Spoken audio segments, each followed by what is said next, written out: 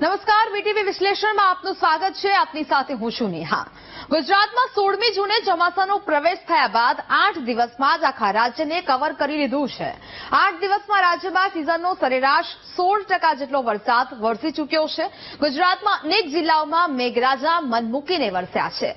અનેક વિસ્તારોમાં સાંભેલાધાર વરસાદ વરસ્યો છે. અનેક જિલ્લાઓમાં જળબંબાકારની સ્થિતિ પણ જોવા મળી. તો ગુજરાતના અનેક જળાશયો અને ડેમ પણ છલકાયા છે, જેને કારણે ખેડૂતોમાં એક બાજુ ખુશીનો માહોલ પણ જોવા મળી રહ્યો છે. ગુજરાતના અનેક ધોધ ફરી સક્રિય થયા છે, જેને નિહાળવા લોકો પહોંચી રહ્યા છે. ત્યારે હજુ પણ ગુજરાતના અલગ અલગ જિલ્લાઓમાં વરસાદની આગાહી કરવામાં આવી છે. ત્યારે આપવું જોઈએ કે કયા કયા જિલ્લાઓને ગમરોડશે મેઘરાજા અને ક્યાં આપવામાં આવ્યું છે વરસાદનું રેડ, ઓરેન્જ કે યલો એલર્ટ. જોઈશું. સૌથી પહેલા આપણે એ સમજીએ કે આગામી દિવસોમાં કયા કયા જગ્યાએ વરસાદી એલર્ટ છે તે આપવામાં આવ્યું છે. અહીંયા સમજીએ આપણે સૌથી પહેલા કે ક્યાં ક્યાં એ વરસાદી એલર્ટ છે તે આપવામાં આવ્યું છે. સૌથી પહેલા આ 29 તારીખ અને આ દિવસ 1 એટલે કે 23 તારીખની વાત કરી લઈએ કે આજના દિવસે ક્યાં ક્યાં એલર્ટ છે તે આપવામાં આવ્યું છે. 23 તારીખ અહીંયા હું કહીશ કે આ પ્રકારનું વાતાવરણ અહીંયા જોવા મળ્યું છે. અને 23 તારીખની જો વાત કરવામાં આવે સૌથી પહેલા તો 23 તારીખની પહેલા આપણે રિવર્સમાં જઈશું. 29 તારીખ સુધીનું આ વાતાવરણ જોવા મળશે. અહીંયા જોઈએ 23 જૂનના રોજ એટલે કે આજના દિવસે કેવા પ્રકારનું વાતાવરણ રહેશે. ઓરેન્જ એલર્ટ છે અને યલો એલર્ટ છે તે આજના દિવસમાં આપવામાં આવ્યું છે. ખાસ કરીને ઓરેન્જ એલર્ટની જો વાત કરવામાં આવે તો સુરત, ભરૂચ, નવસારી ખાતે એટલે કે દક્ષિણ ગુજરાતમાં આ પ્રકારનું વાતાવરણ છે તે અહીંયા જોવા મળી શકે છે. અને સાથે સાથે યલો એલર્ટ પણ અહીંયા આપવામાં આવ્યું છે અને ત્યાં પણ વરસાદી વાતાવરણ છે તે જોવા મળશે. 24 જૂનની વાત કરવામાં આવે તો યલો એલર્ટ છે તે 24 તારીખે આપવામાં આવ્યું છે. આ તમામ વિસ્તારો છે ત્યાં આ પ્રકારનું વાતાવરણ જોવા મળી શકે છે. 25 જૂનની જો વાત કરવામાં આવે તો અમરેલી છે, ભાવનગર છે, ગીર સોમનાથ છે, આ તમામ જગ્યાએ આ જોઈ શકાય છે યલો એલર્ટ છે તે આપવામાં આવ્યું છે. સાથે સાથે 27 તારીખે પણ આ પ્રકારનું વાતાવરણ છે તે જોવા મળશે. અહીંયા પણ યલો એલર્ટ છે તે આપવામાં આવ્યું છે. નર્મદા, છોટાઉદેપુર, પંચમહાલ, દાહોદ ખાતે પણ ઓરેન્જ એલર્ટ છે તે આપવામાં આવ્યું છે. 27 જૂને પણ યલો એલર્ટ. કચ્છનો આખો જે વિસ્તાર છે ત્યાં યલો એલર્ટ આપવામાં આવ્યું છે. મોરબી અને જામનગરમાં પણ યલો એલર્ટ આપવામાં આવ્યું છે. એટલે કે સાર્વત્રિક વરસાદ છે તે જોવા મળી શકે છે. એટલે કે હજી પણ આગામી 7 દિવસ વરસાદી વાતાવરણ છે તે જોવા મળી શકે છે. અને આ જ અલગ અલગ દ્રશ્યો 23 થી લઈને 27 તારીખ સુધી ગુજરાતમાં ભારે વરસાદની આગાહી કરવામાં આવી છે. આજે યલો એલર્ટ જે સ્ક્રીન પર દેખાઈ રહ્યું છે ત્યાં એવું સમજી શકાય કે જે યલો નિશાની બતાવવામાં આવી રહી છે એટલે કે ત્યાં એલર્ટ આપવામાં આવ્યું છે. ત્યાં ભારે વરસાદની સંભાવનાઓ, શક્યતાઓ છે તે જોવા મળી રહી છે. કચ્છ, મોરબી, જામનગર અને અહીંયા દેવભૂમિ દ્વારકામાં પણ વરસાદની આગાહી છે તે કરવામાં આવી છે. આ બાજુની જો વાત કરવામાં આવે તો દાહોદ છે, છોટાઉદેપુર, નર્મદા, તાપી અને ડાંગમાં પણ વરસાદની આગાહી છે તે કરવામાં આવી છે. આ તમામ જગ્યાએ ભારે વરસાદ છે તે જોવા મળી શકે છે. આ બાજુ નવસારી છે, વલસાડ છે, દમણ, દાદરાનગર હવેલી ખાતે પણ ભારે વરસાદ જોવા મળી શકે. તો પછી આ બાજુ ઉત્તર ગુજરાત છે તે તમામ જગ્યાએ વરસાદ તો થશે, પરંતુ સામાન્ય વરસાદ છે તે અહીંયા ક્યાંક જોવા મળતો જોઈ શકાય. અને એટલે કે કહી શકાય કે આગામી 7 દિવસ હજી પણ ભારે વરસાદની આગાહી છે તે હવામાન વિભાગ દ્વારા વ્યક્ત કરવામાં આવી છે. એટલે કે ગુજરાતમાં હવે સાર્વત્રિક વરસાદ છે તે જોવા મળી રહ્યો છે.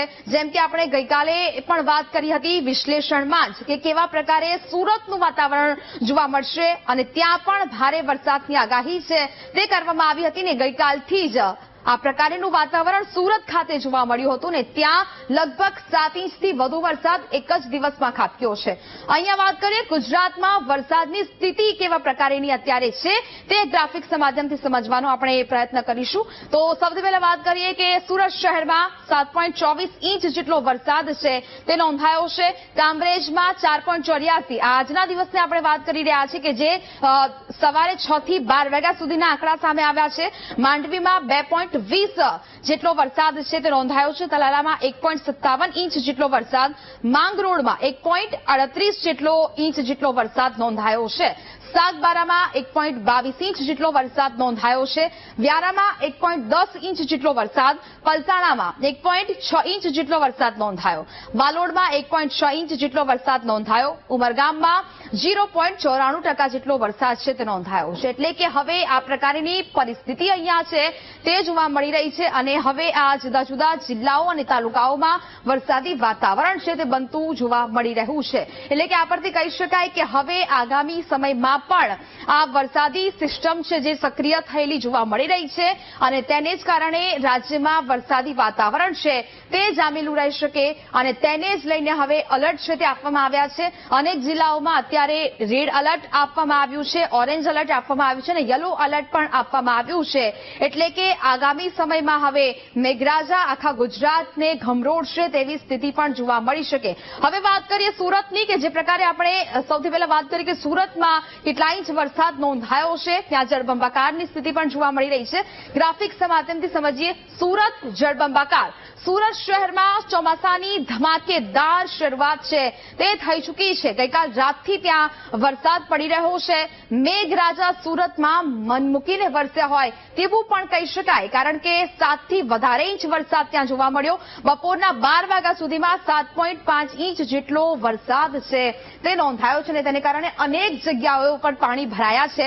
અનેક વિસ્તારો પાણીમાં ગરકાવ થતા જોવા મળી રહ્યા છે. અનેક જળાશયો અને અનેક ડેમની પરિસ્થિતિ પણ અત્યારે જોવા મળી રહી છે કે જે ડેમ અને જળાશયો છે તે છલકાયા છે. એટલે કે સુરતમાં હાલ ખાસ કરીને ગુજરાતમાં એવો જિલ્લો છે અને સુરત શહેરમાં ખાસ કરીને આ પ્રકારનું વાતાવરણ જોવા મળી રહ્યું છે કે જ્યાં આ વાતાવરણ સર્જાયું હોય. હવે આપણે દ્રશ્યો જોઈએ સુરત ખાતેના કે ગઈકાલ રાતથી અત્યાર સુધીમાં એટલો વરસાદ પડ્યો છે કે જ્યાં અનેક વિસ્તારો છે તેની હાલત જળબંબાકાર જેવી જોવા મળી રહી છે. ટીવી સ્ક્રીન પર દેખાતા દ્રશ્યો સુરત શહેરના છે. સુરત શહેરના અલગ અલગ વિસ્તારોના દ્રશ્યો છે જ્યાં ચોમાસાની ધમાકેદાર શરૂઆત થઈ છે. 22 જૂનની રાત્રે મુશળધાર વરસાદ ખાબક્યા બાદ આજે એટલે કે 23 જૂને વહેલી સવારે મેઘરાજા છે તે અહીંયા મન મૂકીને વરસ્યા છે અને તેને કારણે અહીંયા અનેક જગ્યાઓ પર પાણી ભરાઈ ગયા છે. વહેલી સવારે જ્યારે બાળકો સ્કૂલે જઈ રહ્યા હતા અનેક સ્કૂલોમાં ત્યારે રજા પણ જાહેર કરી દેવામાં આવી. અનેક સ્કૂલોમાં પાણી ભરાઈ ગયા હોવાની પણ નોબત છે તે અહીંયા જોવા મળી હતી. સુરતમાં જળ તાંડવના દ્રશ્યો છે તે સામે આવ્યા. અનેક વિસ્તારો છે તે પાણીમાં ગરકાવ થયા છે. નીચાણવાળા વિસ્તારો છે ત્યાં પણ આ પ્રકારની પરિસ્થિતિ કે ત્યાં સતત આ પ્રકારના દ્રશ્યો સામે આવી રહ્યા છે અને વરસાદી પાણી છે તે અનેક જગ્યાએ ભરાઈ ચૂક્યા છે. અનેક જિલ્લાઓમાં હજી પણ ભારે વરસાદની આગાહી. સુરતમાં પણ હજી પણ ભારે વરસાદ છે તે જોવા મળી શકે છે. સુરતના દ્રશ્યો આપણે ટીવી સ્ક્રીન પર અમે આપને બતાવી રહ્યા છીએ. અનેક લોકોના ઘરોમાં પણ પાણી ઘૂસી ગયા છે અને તેને જ કારણે આ પરિસ્થિતિનું અહીંયા નિર્માણ થતું જોવા મળી રહ્યું છે. ખાસ કરીને તેમાં જોવા મળે તો ડેમો જળાશયો પણ છે તે છલકાયા છે અને તેને કારણે આ દ્રશ્યો અહીંયાથી સામે આવી રહ્યા છે. એટલે કે હજી સુરતમાં વરસાદની આગાહી છે તે કરવામાં આવી રહી છે અને અત્યાર સુધી 7 થી વધારે ઇંચ જેટલો વરસાદ એક જ દિવસમાં પડ્યો હોવાનું સામે આવી રહ્યું છે. એટલે કે આ પ્રકારની પરિસ્થિતિ આજે સુરત શહેરની તમામ શાળાઓમાં રજા છે તે પણ જાહેર કરી દેવામાં આવી. જાણે કે સુરતમાં આભ ફાટ્યું હોય તેવા દ્રશ્યો 2 કલાકમાં જ 5.5 ઇંચ વરસાદ અહીંયા રસ્તાઓ પર વરસ્યો અને જોવા મળ્યો. વરસાદને કારણે નીચાણવાળા વિસ્તારો પાણીમાં ગરકાવ થયા. સવારના 8 વાગ્યાથી 10 વાગ્યા દરમિયાન એટલે કે 2 કલાકમાં શહેરમાં 5.5 ઇંચ જેટલો વરસાદ છે તે ખાબક્યો છે અને ઓવરઓલ 12 વાગ્યા સુધીની વાત કરીએ તો 7.5 ઇંચ જેટલો વરસાદ છે તે સુરત શહેરમાં નોંધાયો છે. હવે ગ્રાફિક્સના માધ્યમથી એ જોઈએ સુરતમાં નોંધાયેલ 10 વર્ષનો એ વરસાદ તે આપણે અહીંયા સમજવાનો પ્રયત્ન કરીએ. વર્ષ 2016માં 37.37 ઇંચ વરસાદ છે તે સરેરાશ ખાબક્યો હતો. 2017ની પરિસ્થિતિની વાત કરીએ 53.12% એટલે કે ઇંચ જેટલો આ વરસાદ 53.12 ઇંચ જેટલો વરસાદ. 2018માં 50.92 ઇંચ વરસાદ છે તે સુરતમાં નોંધાયો છે. 2019માં 69.91 ઇંચ વરસાદ. 2020માં 89.64 ઇંચ જેટલો વરસાદ છે તે સુરતમાં જોવા મળ્યો. એટલે કે આ આંકડા છે તે દર્શાવી રહ્યા છે કે સુરતમાં આ પ્રકારની પરિસ્થિતિ જોવા મળે છે. 2021ની વાત કરવામાં આવે 62.27 ઇંચ વરસાદ 2021માં, 2022માં 61.87 ઇંચ વરસાદ છે તે ખાબક્યો. 2023માં 44.35 ઇંચ વરસાદ ખાબક્યો અને 2024ની જો વાત કરવામાં આવે તો 23.86 ઇંચ જેટલો વરસાદ અહીંયા જોવા મળ્યો હતો. 2025માં એટલે કે અહીંયા પ્રથમ વરસાદ જ હજુ તો શરૂઆત છે, ત્યાં 10 ઇંચ જેટલો વરસાદ જોવા મળ્યો છે. ચાલુ સિઝનનો વરસાદ કહી શકાય તો 10 ઇંચ જેટલો વરસાદ છે તે સુરત શહેરમાં નોંધાયો છે અને આ 10 વર્ષના આંકડા આપણે અત્યાર સુધી જોયા અને આ પ્રકારની પરિસ્થિતિ સુરતમાં જોવા મળી રહી છે. એટલે કે અત્યારે સુરતના અનેક વિસ્તારોમાં જળબંબાકારની સ્થિતિ જોવા મળી રહી છે અને અનેક જગ્યાએ ડેમ પણ ઓવરફ્લો થયા છે અને તેની ભયજનક સપાટી છે તેની નજીક પહોંચી ગયા છે. ડેમની જો વાત કરવામાં આવે તો એ સમજીએ સુરત જિલ્લાના ડેમની સપાટી કેટલી છે. ગ્રાફિક્સના માધ્યમથી હું આપને બતાવવાનો પ્રયત્ન કરીશ કે અત્યારે ડેમની શું સ્થિતિ છે તેના વિશે વાત કરીએ. સુરત જિલ્લાના ડેમની સપાટી, ઉકાઈ ડેમની જળ સપાટી 315.21 ફૂટ સુધી પહોંચી ચૂકી છે અને જો તેની ભયજનક સપાટીની વાત કરીએ તો ઉકાઈ ડેમની ભયજનક સપાટી 345 ફૂટ છે તેટલી છે. એટલે કે કહી શકાય હવે થોડા સમયમાં આ ડેમ ઓવરફ્લો થઈ શકે.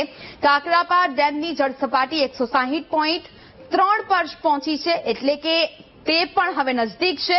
કાકરાપાનની ભયજનક સપાટી 176 ફૂટ છે એટલે કે ભયજનક સપાટીથી થોડું જ અંતર અહીંયા જોવા મળી રહ્યું છે અને 176 ફૂટ તેની ભયજનક સપાટી છે તે અહીંયા નોંધવામાં આવી છે. આમલી ડેમની ભયજનક સપાટીની જો વાત કરવામાં આવે તો 115.80 છે ને ત્યાં પણ આ પ્રકારની પરિસ્થિતિ જોવા મળી રહી છે. લાખી ડેમની જળ સપાટી 70.7 પર પહોંચી ચૂકી છે. 70.7 તેની અત્યાર સુધીની પરિસ્થિતિ છે અને લાખી ડેમની ભયજનક સપાટીની વાત કરીએ તો 74.10 ઇંચ એટલે કે 10 ફૂટ જેટલી છે. એટલે કે ઓવરફ્લો થવામાં હવે થોડો જ સમય એટલે કે થોડું જ જળ સપાટી તેની જોવા મળી રહી છે નીચે. એટલે કે આગામી સમયમાં જો હજુ પણ ભારે વરસાદ થાય છે તો પછી આ ડેમ છે તે ઓવરફ્લો થઈ શકે છે. એક બાજુ ખેડૂતો માટે આનંદો છે કારણ કે જીવાદોરી સમાન ગણાતા અનેક ડેમ છે, અનેક જળાશયો છે તે છલકાયા છે ને તેને કારણે ખેડૂતો પણ ખુશખુશાલ જોવા મળી રહ્યા છે. પરંતુ જે સુરત શહેરના વિસ્તારો છે તે પાણીમાં ગરકાવ થયા છે ને તેને કારણે હવે લોકો છે હાલાકીનો સામનો કરી રહ્યા છે. એટલે કે હવે એવું કહી શકાય કે ગુજરાતમાં સાર્વત્રિક વરસાદ તો થઈ રહ્યો છે. મેઘરાજાએ શરૂઆતમાં જ ધબધબાટી બોલાવી છે. જો કે હજુ આગામી સમયમાં વરસાદ ગુજરાતને ગામરોળશે તે નક્કી છે. તો હવે આગળ વાત કરીએ નવસારીની. નવસારીમાંથી પસાર થતો